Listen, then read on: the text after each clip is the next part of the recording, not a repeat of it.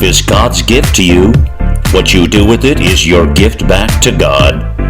Well, in a world where challenges are plentiful, it's easy for us to feel discouraged. Yet with enough guidance and support, most people can achieve more in life than they ever dreamed possible.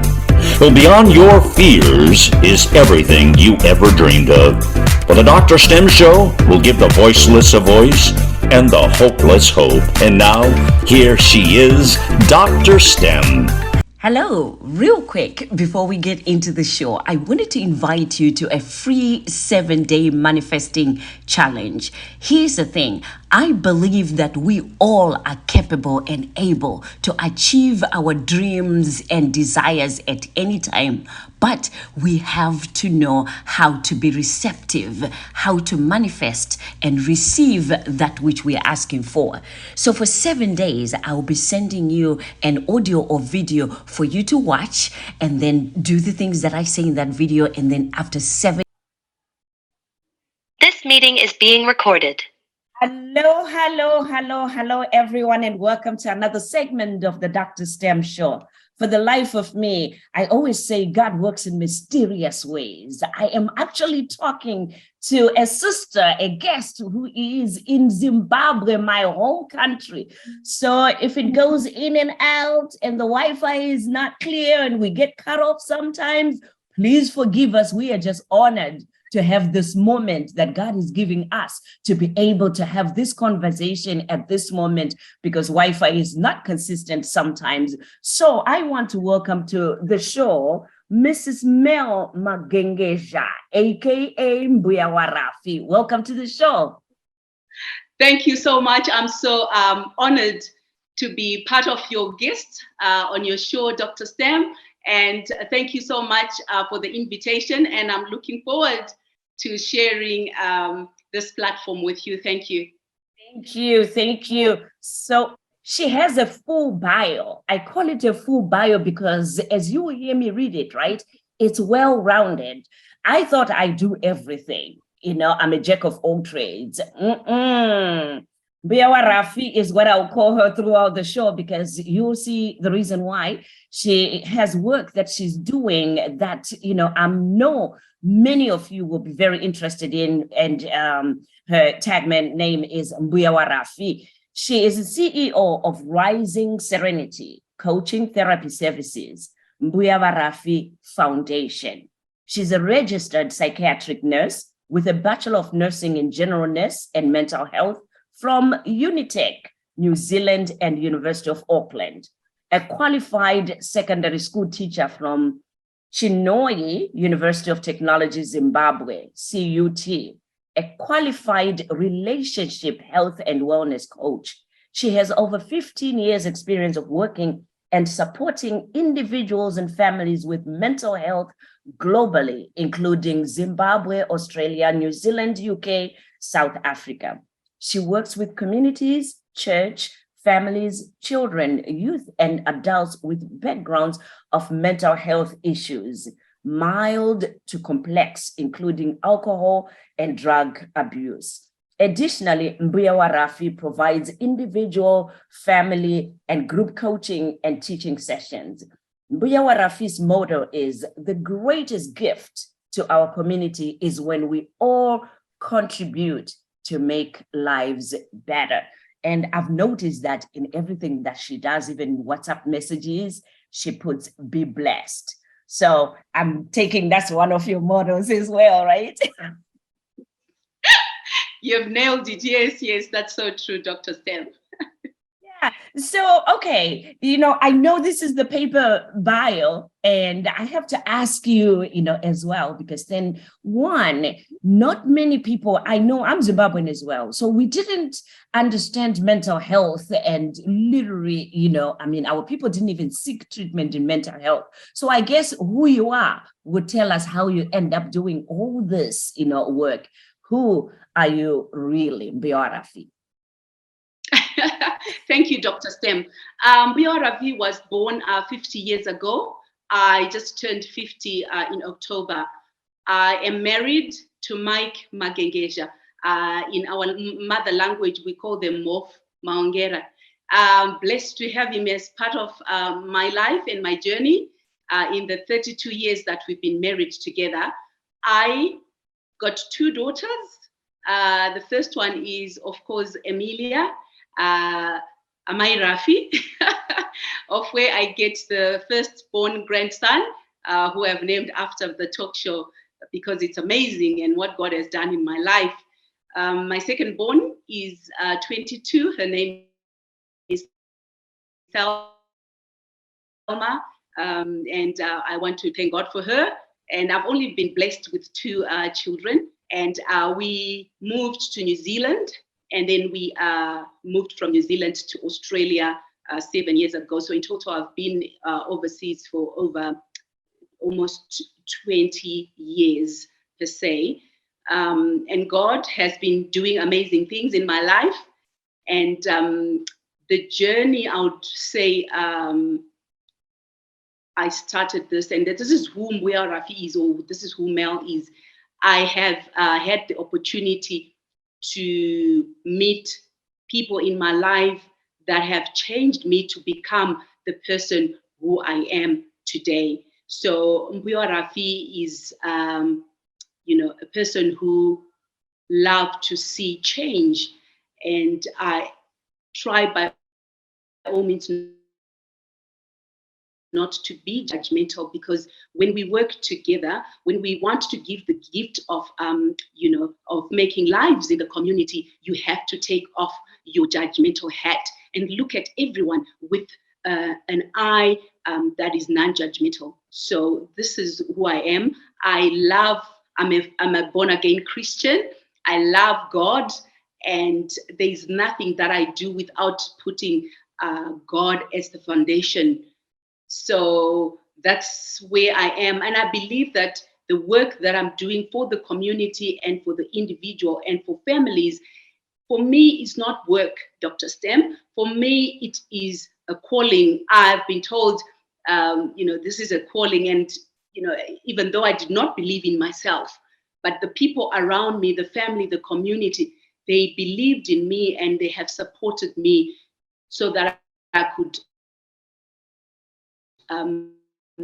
birth this gift and start to work this gift to fruition. So I want to thank God. So basically, vaRaphy is just a simple child of God who goes by the guidelines of the Word of God.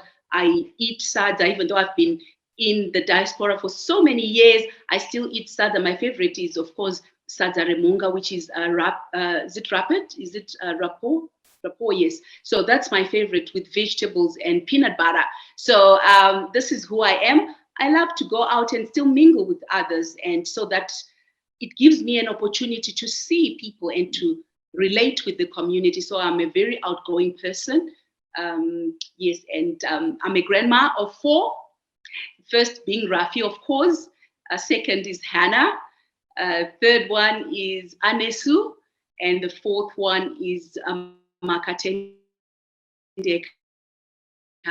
Aliana. She's just turned 3 recently. So I'm blessed. My mom is still alive. My mother-in-law, we call Amene, is still alive. So that's who I am. And I love to be surrounded by family, because, it is the family, it's the system, immediate system, and the later system that makes me who I am. So thank you. I hope I've managed to answer that well enough, DrSTem. You answered it well enough. One of the reasons why I do these shows, right? As you know, when I grew up in Zimbabwe, we had Mbuya, who are grandmothers, that we could sit down and talk to, and they would tell us about the culture, and they would talk to us about manners and values and everything, right? So then, now that we're all spread around the world and everything, what I love about doing this show is I can bring people like vaRaphy on the show, right? And you can talk about who you are, so that Rafi, Hannah, Anesu, and Makatendeka can always, because today's kids, they can't sit down with you long enough to talk to you about who you are and understand who you are. But if you record it and you put it on YouTube, Instagram, and everything, they're like, oh, that's my grandma. That's my Yes. grandma. And that's the chance that you have for them to have a slight idea of who you are. So I love Yes. doing this show because then it's also, a way that I can give back to these kids a gift of knowing who their loved ones are really and what drives you, because now they're going to see this Mbuya vaRaphy show and the Mbuya vaRaphy Foundation they will inherit and carry on the work, but they need to understand where it came from and how Mbuya, started it and who she was, so that they can carry on the legacy. So that's my intent, with this kind of show. So talking about that, tell us about the Mbuya vaRaphy, the show, the foundation. What exactly do you do? Okay, so I guess I started this about 2.5 years ago, DrSTem, the Mbuya vaRaphy talk show. And the time I started this was a time where we had just entered into the COVID period, right? And when I started it, it was all online because we couldn't meet face to face. And at that time, because people knew that I work in mental health, people knew that I have a mental health background, and I was helping and supporting people, the community, the church community, family, and as well as my work. So that's how it started. And in me, there was just this drive that was just coming every single night. I couldn't go to sleep. I would say, well, I think I've helped so-and-so, I've supported so-and-so, so-and-so has reached out to me, and I have managed to talk to them and supported them through their journey and their struggles. And they'll then give feedback and say, but Mbuya vaRaphy, you have really helped me. Thank you so much. You have no idea how much this has meant to me and my family. Thank you for that time you took away from your own business, from your own family. And I would receive phone calls from people in the community or in the church or family to say, Mbuya vaRaphy, I'm struggling with this. You have knowledge on mental health. Can you tell me how I could do this? I'm struggling with my child. I'm struggling with a family member. I'm struggling at work to fit in. I'm struggling with even within my circles of friends, relationships. So that's how it started, DrSTem, just helping individuals. And before I knew it, it became something that was so precious and good to me. And the feedback I got that, Mbuya vaRaphy, you should just not stop with individual. Why don't you create a platform where we can gather around and start to talk about these things? And through the conversations, they would say, oh my God, Mbuya vaRaphy, could you please just call a meeting or a Zoom meeting so we can talk about this, because you are seeing it from a different lens. And so from there, I then started the Mbuya vaRaphy talk show. And the reason why I named it Mbuya vaRaphy DrSTem is because I became a mother, a grandma at a very early age. And in our generation, I remember in New Zealand, some of my friends that are of the same age were not keen to be called grandmas. Others actually had their children, we had children, but were not willing to be called grandma. They still wanted, which is okay, to be called by their first names. But when we gathered, I just felt something when Rafi was born. I embraced it. I think I was in my 40s. I embraced it. And I thought to myself, wow, I want to be called Mbuya. Everybody who was going to address me, I said, yes, I'm Mel at work, but as long as we are in our community, I now want you to address me as Mbuya vaRaphy. I owned it, DrSTem, because I loved it. And I thought to myself, there's a reason why God has given me this grandson, and I'm not going to stop here. I need to help. And as you know, the meaning of Mbuya embraces everybody. Mbuya is not judgmental. Back then in our days, during the holidays, moms would send us humusha in the rural areas, in the farms, to spend time with an Mbuya. And why was the reason to spend time with grandmas? It's because grandmas had the time. They had time to teach us to sew, teach us to knit, to teach us crochet. They would even tell us, fairy tales, ngano, we call them in Shona, they would even teach us how to cook sada, teach us how to cook delele or okra, we call it in English. So we had the opportunity to learn all this. And I thought to myself, here we are, in the diaspora. I haven't seen anything of this kind. And I said, Lord, I want to help the community. May you give me the strength to be an Mbuya to anyone who doesn't have, because it's hard to get our mothers-in-law and our mothers to come overseas. And I want to be a grandma, not to just Rafi, Hannah, Aneso, and Makatendeka, but I want to be a grandma to every child who has not had the opportunity to have an Mbuya in the family to come to diaspora. So that's how I started the Mbuya vaRaphy talk show. And then from the talk show, I charge sometimes a very small amount in order for us to give a token of appreciation to the guest speakers. And they call me also to different organizations to present mental health and how best, and some coaching services. So they would give me a token of appreciation. So instead of going to buy myself a nice dress, a nice pair of shoes, I'll then channel that money, DrSTem, towards the needy children in Zimbabwe. So that's how I started the Mbuya vaRaphy Foundation that works hand in hand with Mbuya vaRaphy Talk Show. So whatever whatever money or finances I get, or tokens of appreciation that I get for doing TED Talks or for coaching, I channel that money to the foundation, and I have helped to buy wheelchairs and to feed groceries to children in Masvingo, Bondorofi mission. Last year, I bought a wheelchair for a child that was born with a spinal bifida, and so I bought a wheelchair with liaise with my sister who lives in Masvingo, and that the groceries and the wheelchairs were delivered, and it's all on my page on Facebook. I have also managed to give back to my community. I was raised up in Seke communal area. The church that I grew up in had no floors, they had no benches. So Mbuya vaRaphy Foundation donated tiles that were put on the whole floor and benches and the pulpit to the church. So that's part of what I'm doing with the finances or the money that people contribute and give towards the Mbuya vaRaphy talk show. And I channel that to the foundation to help to make the community lives better. So that's who Mbuya vaRaphy is, and that's how I started. I haven't got there yet, as Paul says in his word. We are still striving, and that's what Mbuya vaRaphy is doing. Currently, I've opened a coaching session and mentoring session for the age groups between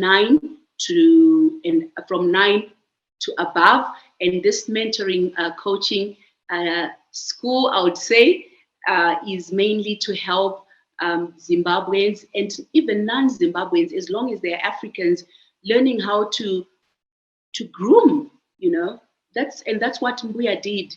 Learning to groom them. They'll go on their periods. Moms are busy. They don't even know how to groom themselves and look forward to this time, learning how to iron, learning how to separate clothing before they even put them down for laundry, learning to cook sada. So I've bought small pots and pans and little aprons and t-shirts that they mother. So far I've got 15 that have registered, and we're hoping to start this class beginning of December. So moms and dads will drop them at Mbuya vaRaphy's house. We'll be cooking sada, we'll be ironing clothes, we'll be learning how to cook, learning our language, learning to respect elders. So anything you can think of, DrSTem, that we learned from Mbuya when we went for holidays, that's what I'll be providing to our young ones in Melbourne, those that have the opportunity to be living in Melbourne. So that's what I've also started recently. So in a nutshell, that's what we are and how the foundation and the talk show started. Wow, that's a lot, and it's much needed, coaching for these young ones, that is available So my hope is that you also will be doing it virtual, where, like we are now, you have people with cameras following you into the kitchen and unfolding the ironing board and then having to teach, because then you have no idea, many parents, from around the world, UK, USA, you name it, that have had their children overseas, as we said, they are looking for Mbuya that can teach their children, the language, like you say on one of your flyers, who knew? Ubuntu, how to carry yourself, because then, I always tell, I don't know if you know my background. I worked with teenagers because I'm in mental health as well. So I've been a mental health, professional for over 25 years. So, and one of the things that I did in the 25 years that I worked in mental health, I also worked with young children, teenagers. So I wrote a lot of books for teenagers and parents. And, many of the ones that, are here from Zimbabwe that have a Zimbabwean parent or an African parent, that's one of the gaps of those things that was missing, to say, I don't have time. I wish somebody else would teach them. So some of the kids are really interested in knowing the culture and understanding where mom and dad are from. So you've got a really good thing that is going. My hope and prayer is that you also make it international. That means it has to be virtual, because then they have to be able to attend from the comfort of their homes, and those lessons, or even create what we call courses, where it will be a course where you are recorded yourself and teaching each one of those, but it will be a course that will be sold. And I can, talk to you about that after the show. But as you're talking, I'm thinking, oh, wow, here we go. We've got a good thing here. So don't play with God. He works in mysterious ways. He does.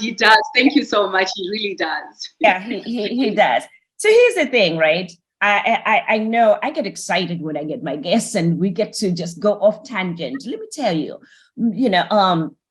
Mrs. Mel Magengezha, she came in with a topic, a very interesting topic. So I don't want to divert from that. And her topic that she chose is forgiveness is the key to setting yourself free. I'm telling you, when I saw that topic, I got chills. And I know that it's a topic that could take us forever to talk about, because it's a topic that is much needed. Tell me a little bit about, why that, topic, forgiveness, the key to setting yourself free. I guess, DrSTem, the reason that is part of who I am, and it's dear to my heart. When you asked what topic did you want to talk about, and I thought, yes, forgiveness is the key to setting yourself free. And the reason I say is it resonates really well and clearly with my own life and my life journey, right? And when I was born, DrSTem, I'm born in a family of 8.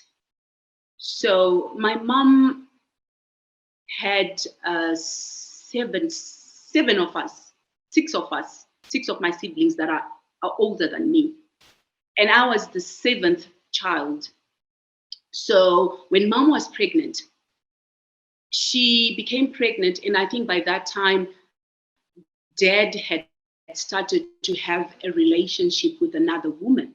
And so little did mom know about it. So she carried my pregnancy through, as everything else was normal. But little did mom know that dad was having another relationship with a woman who was almost the same pregnancy times as my mom. So the pregnancy were all at the same time. So dad's girlfriend was 7 months pregnant, and I think my mom must have been, 8? So I think there was a difference of about just a month. So I was born, and for some reason, I think my brother was born, my stepbrother, I would call him now, was born. And so we were born just a month apart. So my mom, when she gave birth to me, and why I say forgiveness is the key to setting yourself free, my mom then realized that there was another woman in my dad's life. who was pregnant. And to make things worse, you know how it was in the past, Dr. Stem, having a boy child was like, wow, you are the wife, you are the sister-in-law, you are the daughter-in-law, because you've given us a son who's going to carry the name through, which I'm sure, as you know, you are enriching lives. You are empowering women and men, and it's no longer about the girl child or the boy child, but it's about an opportunity to everybody, equal opportunity to everyone, which was not the same back then. So as soon as my dad realized that the girlfriend or his other person had a boy child, I was born, and 3 days went home. My dad came in his car. This is the narrative that was being given by mom. So dad came, put mom in the car and said, you know what, I would like you to go and visit your mom back in the Seke communal areas where I did the give back with the foundation. So mom didn't quite understand what that was about. So she was put in the car, take all your clothes because I'm not sure when you'll be coming back. So mom being mom, and women back then, you did not argue with your husband. So she got into the car, packed her clothes, and little did we know that that was the end of her marriage, right? So mom taken there, and of course, to cut the story short, mom lived with bitterness. And I think this bitterness and unforgiveness, as you know, and you know about mental health, and even in children, and even in those that are still yet to be born. So that rejection, I think I must have felt that when I was still in my mother's tummy, Dr. Stem, because even when I was born, of course, I was only 3 days, but I didn't realize, but I must have felt it, the rejection of my father. And I had very big issues with Mel in my growing up. And I never forgave him. And I carried that for a very long time in my life, Dr. Stem, together with my mom. And that's together as a family as well, because I had older siblings that remained at my dad's house, and they were raised by stepmother. And you know the life of that, if you may know from others or from those that you have interviewed in the past. So I grew up very bitter, very unforgiving to my father. I got married at a young age, and I was happy. But no matter what good my husband did, you know what I always did? I always referred, and I always thought, he must be cheating on me. There must be another woman who's pregnant. For some reason, I'm pretty sure one day someone would just come and say, hey, I'm pregnant with Mike's daughter, or I'm pregnant with Mike's son, because I only had daughters then, you see. So I carried this, and it was a counter transference to my husband, and there was only one time, and I remember about 15 years ago, that's when I started the journey of wanting to help others.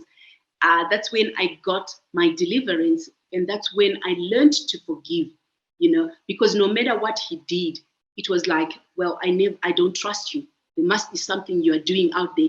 And little did I know that I was actually reliving my mother's marriage, and I was taking it upon me, and I was transferring that to my own marriage in my own house. So I became a very bitter woman, a very bitter mother, a bitter sister, very angry. And I thank God that I actually ended up being a psychiatric nurse, and went for training for DBT. I'm a DBT trained therapist, and from mental health, that really, really helped me, Dr. Stem. And the moment I started we did that course for about 6 months, the DBT, and we were pioneers in the team that I worked for, the youth and child team that I worked for, and we started this DBT with that team. And God puts you in places. And I remember the lady that I worked with, Petronella, I hope she won't mind me mentioning her, but she said to me, Mel, this course, you'll be good for it. I said, no, I don't like to work with people with borderline personality disorders. They do my head in, and I don't want. I would rather work with some other people, but not with people with borderline personality. That's not my area. And she laughed. She said, no, I think you'll be good with this. Trust me, take this opportunity and go get trained. So that's how my journey started. Before I knew it, I was learning and training to be a DBT therapist. But little did I know that God was also working with my soul. He was working with me in learning to know who I was as a person, you know. So, and I started to heal from within. There's a session that I did that is called Healing from Within. I started to realize that I was walking around, DrSTem, wounded, bleeding, and I was just messing everybody around. And for me, it was never about myself. It was just everybody's fault, because I felt it was Dad's fault. I felt it was this girlfriend's fault. It was never something that I sat down to say, well, I've had anger, I've bursted out on someone, and what's the reason? Why did I burst? If my daughter did anything small, it would become a real big issue for me. If my husband did a little thing, I would just burst into it. And I thought to myself, why am I doing this? And when I started to do the DBT training, and I started to work on interpersonal relationships, and I started to realize who I was as a person, learning, you know, to communicate with your feelings, learning to communicate and naming the feelings, the anger, and realizing and finding out where that was stemming from, you know. And then I realized, oh my goodness, I was bitter with my dad. I was so unforgiving with him. And of course, I realized this too late, because he was already late. He passed away. So he passed away before I made peace with him. But I thank God that I still managed to make peace with my brothers. My stepbrothers, because after that, rather, my dad had 4 more children before he came back to my mother, and had my little sister, the last born in the family, she's the 8th one. So my journey, and why I say forgiveness is the key to your freedom. The moment I realized I needed to forgive my father for rejecting me, you know, for rejecting me as a girl child, you know, it was just not a rejection, DrSTem. It was a rejection of a girl child, and that's why I'm striving so hard as a girl child, even in my 50s, so that my generation to come, whether it's a boy, whether it's a girl, they know that, you know, regardless of who you are, you know, when grace locates you, when it does, it breaks protocols. Even when you're rejected as a 3-day baby from the hospital, you know, and they even gave me a name. My mom named me Fungisai. You know, that's my Shona name, Fungisai. And I was asking Mom one day, I said, Mom, where did Fungisai come from? And that's when she was narrating this story, that you were rejected by your dad because you were a girl child. And he had said, because my mom has got 5 girls and 3 boys, and he wanted more of boys than girls. So that's why I say to him, Fungisai, think hard about what you have done. Think really hard for, you know, rejecting this girl child, because one day grace will locate her and she'll make a difference in people's lives. So I have learned that forgiveness, and the moment I forgave my father and my mom also, I want to thank my mother, because she was also part of this journey of helping me to forgive my father. So now, even if my husband did anything, DrSTem, I've learned to forgive. I don't go to bed bitter. I'll tell him, you know what? There's more to life than carrying on this, because, you know, I carried around this for so long, and I hurt a lot of people, DrSTem. So if there's anyone out there who wants to feel free, break free from the prison that you are in, forgive. Because you know what? My dad did this. I don't know what he thought, but My mom always says, my mom has been to New Zealand, she's been to Australia, Melbourne, she's been to Bali, she's gone around, and she says, this is the child that was rejected. And she says to me, part of your blessings and the grace that's upon you now is because you've learned to forgive, Mel. You've learned to forgive vaRaphy. And I'm happy. And like the Bible says, from the abundance of the heart, DrSTem, the mouth speaketh. So if we are bitter and we are carrying unforgiveness, I can never be able to be an Mbuya to every child that is going to come my way. vaRaphy, I could talk to you forever. I wish my show was not 30 minutes. You are such a blessing. And for all of you that are listening, forgiveness is one of those topics that I will come back with over and over and over again. So I want to thank vaRaphy for starting this journey, with us of talking about forgiveness. Forgiveness is one of those topics that is more difficult to talk about. And if I may say, to convince our people, especially from Zimbabwe and maybe fellow Africans, and I can only speak of my people because then I'm one of those people that have been in this business for over 25 years. And anytime that I'm on a platform, either preaching, parwadzano, or in a church, or talking to my fellow Zimbabweans, including, my mother who's still here and around, it's a very touchy. They don't want to hear it, and you don't understand, and so for vaRaphy to come in and talk about it, to say, the same thing that we've been talking about, that forgiveness is freedom. And I like the way that she says, listen, I was walking around wounded, but as I was walking around wounded and mad, I was also hurting other people, because then I was carrying it. And in doing so, I didn't open my heart. I didn't open my life even to my husband, because then I suspected that, maybe I'm not going to be wanted, just like my mother wasn't wanted. So there are many, many, many things that unforgiveness can block us from.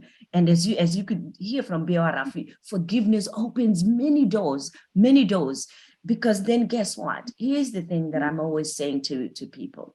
If we can look at, the reason why God created us, because some people are created, just at inception, and then dad goes away and they never get to meet her. Mom raises, the child alone. So here's the thing, you have heard from vaRaphy the reason. Now we understand why she's so passionate about teaching about the culture and everything. So vaRaphy is, she's from Zimbabwe, and she is in Zimbabwe right now. She just told me that she'll be flying back to Australia, where she and her family reside. So I want to thank you for coming to the show today. And of course, Journey Messes, hello to Mbuya and everybody that is there at home. Yeah, so parting words, I'm going to give you 1 second. Any parting words? Well, parting words is, the greatest gift, as always I say, to our community, to your family, to yourself, is when you contribute to make the lives better. And we can only do that when we've set ourselves free. So set yourself free. Do not walk around wounding others. And it starts with yourself, realizing that you are wounded, you need help, you need support. And it can only be then that you can start to flow out of you love, care that you can give to the community and to the generations to come. So it's you and I. It's never too late to start. We can always start today. So forgive and set yourself free. Awesome. And as I always say, listen, this life, 100%, it's your responsibility. So everything and anything that happens to you, it's 100% your responsibility. So please know that there is healing, there is hope, and it is time for you to become unstoppable, you, free, and fearless. This is DrSTem, and as I always say, be encouraged.